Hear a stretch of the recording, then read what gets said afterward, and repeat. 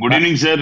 Okay Nagendra గారు, ఇటు CID కేసులట, ACB కేసులట, చాలామంది పేర్లు వస్తున్నాయి. కొంతమంది వచ్చారు, వాళ్ళు వాగ్మూలాలు ఇచ్చి వెళ్తున్నారు. మరి కొంతమందికి రమ్మని నోటీసులు ఇచ్చారట. అందులో ప్రధానంగా రోజా గారు, ఎందుకంటే మీ చిరంజీవి గారు వాళ్ళతోటి నటించిన అగ్ర హీరోయిన్, ఆ తర్వాత మంత్రివర్యులు, ఆవిడకి కూడా నోటీసులు ఇచ్చారట. గతంలో ఆవిడ మాట్లాడినవి ఇవన్నీ కూడా పెద్ద ఎత్తున వైరల్ అవుతున్నాయి. ఆవిడని కిడ్నాప్ చేయాలని చూశారట, చంపేయాలని చూశారట. ఆమె ఏ తప్పు చేయలేదు, కడిగిన ముత్యంలాగా ఆవిడ వెనక్కి వస్తారు, ఎవరు ఎన్ని కుట్రలు చేసినా మేము భయపడము అని చెప్పి వైఎస్ఆర్సీపీ నేతలు మాట్లాడేది ఇందాక మీకు బయట కూడా వినిపించాను ఆవిడ గతంలో ప్రస్తావించిన అంశాలు.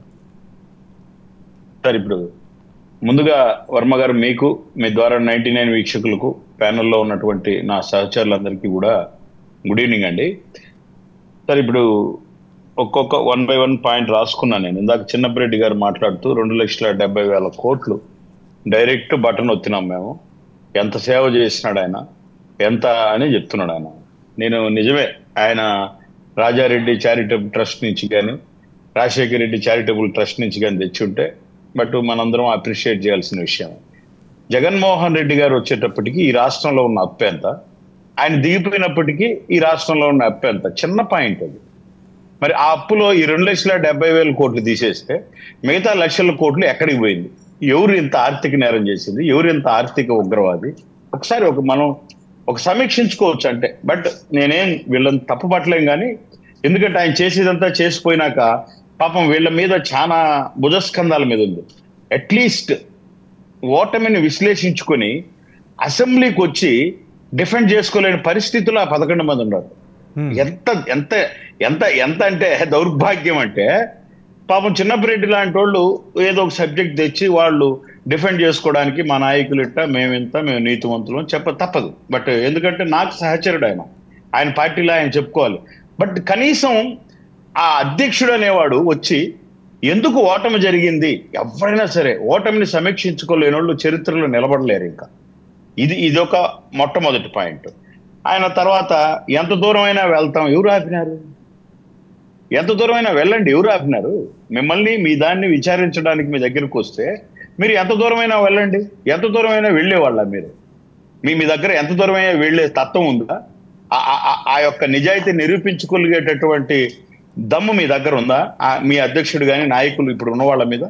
ఎందుకు నేను అడుగుతున్నానంటే, ఇట్లా ఎంత దూరమైనా వెళ్ళేవాళ్ళు, ఎన్నో శుక్రవారాలు లెటర్ పెట్టిన వాళ్ళు, నాకు ఆ పని ఉంది, ఈ పని ఉంది, ముఖ్యమంత్రి స్థానంలో ఉంది. ఇప్పుడు బయటకు వచ్చినారు కదా, లేదంటే ముందు ఖాళీగా ఉన్నారు కదా, మీరు వెళ్ళి కోర్టుకు వెళ్ళి నేను పునీతుడిని, నేను తప్పు చేయలేదని ఇంప్లీడ్ అయ్యి ఇమ్మీడియట్ గా కడిగిన ముత్యంలాగా బయటికి రండి. ఎవరు అంతే కదా. మరి ఎంత దూరమైనా వెళ్తే ముందు కోర్టుకు వెళ్ళండి, కోర్టుకు వెళ్ళి క్లియర్ చేసుకోండి, ప్రజలు నమ్ముతారు కదా. దాని తర్వాత మీరు ఎంత దూరమైనా అసెంబ్లీకి వెళ్ళండి.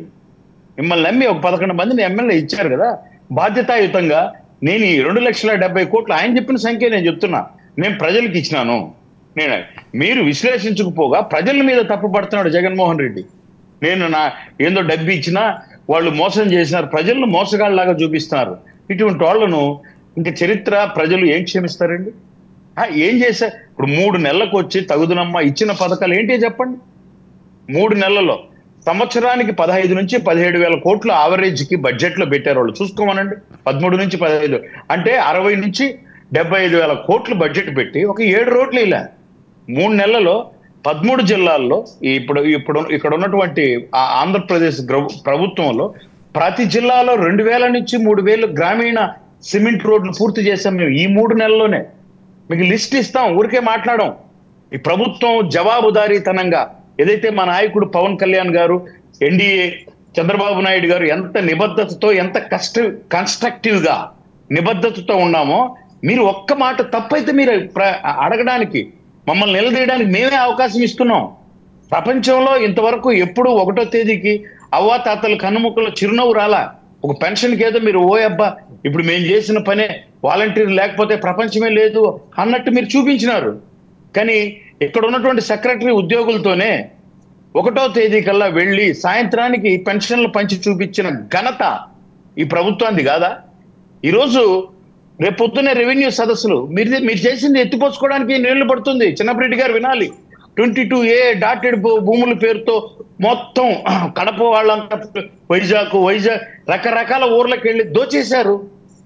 ఇది దోచిన సొమ్మునంత అంటే 500-600 కోట్లు పెట్టి చిన్న చిన్న పనులు చేయలేని మీరు 500-600 కోట్లు పెట్టి వైజాగ్ లో ఏం చేశారంటే ఋషికొండలో ఒక బంగ్లా కట్టుకున్నారు. ఒక బాత్రూమ్కి ఎంత కట్టారో తెలుసు. మరి ఇటువంటి పరిస్థితుల్లో మీరు టైం తీసుకొని 3 నెలలకు వచ్చి మీరు చెప్పండి, మీరు ఏం చెప్పారు చెప్పండి. మేము ఎంత కన్స్ట్రక్టివ్ గా ఉన్నామో చెప్తాం. మేము మీకు ఏం చెప్పారో మీరు మీరు మీరు చెప్పింది అని చెప్పండి. 1 by 1 అన్ని వస్తున్నాయి. నిన్న ఆగస్టు 15th అన్నా క్యాంటీన్లు చెప్పే వస్తున్నాయి.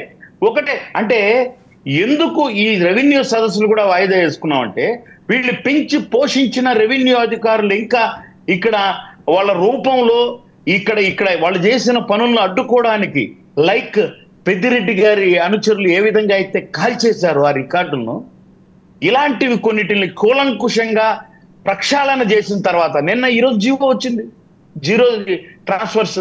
దీంట్లో ఇలాంటి ఎవరెవరు ఇన్వాల్వ్ అంటుంటారో వాళ్ళందరినీ క్లీన్ అండ్ గ్రీన్ లాగా క్లీన్ చేసేసి తర్వాత రెవెన్యూ సదస్సు ప్రారంభిస్తే అక్కడ వచ్చినటువంటి ప్రతి విషయాన్ని ఈ గవర్నమెంట్ ఒక బ్లాగ్ పెట్టి దాంట్లో రిజిస్టర్ చేస్తుంది. ఆ సమస్య ఎన్ని రోజుల నుంచి ఉంది అని చెప్పి ఖచ్చితంగా మేము అంటే ఎవరైనా గవర్నమెంట్ లో వచ్చిన ప్రతి సమస్యను రిజిస్టర్ చేస్తారా మేము చేయాలనుకుంటున్నాడు.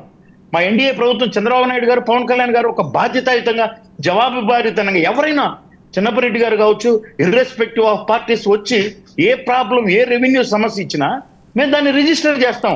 ఇంత గొప్పగా పరిపాలన పోతూ ఉంటే మీరు తట్టుకోలేక మీరు అంటే దానికి ఒక ఇది లేకుండా ఎంత వస్తే అంత. ఇప్పుడు ఇంకొక మాట రావాలి. ఆయన చెప్పాడు ఏదని మా నాయకులందరికీ ఎవరండి నాయకులు అని చెప్పుకుంటున్నారు. వాళ్ళు తరిమి కొట్టారు సార్ ప్రజలు.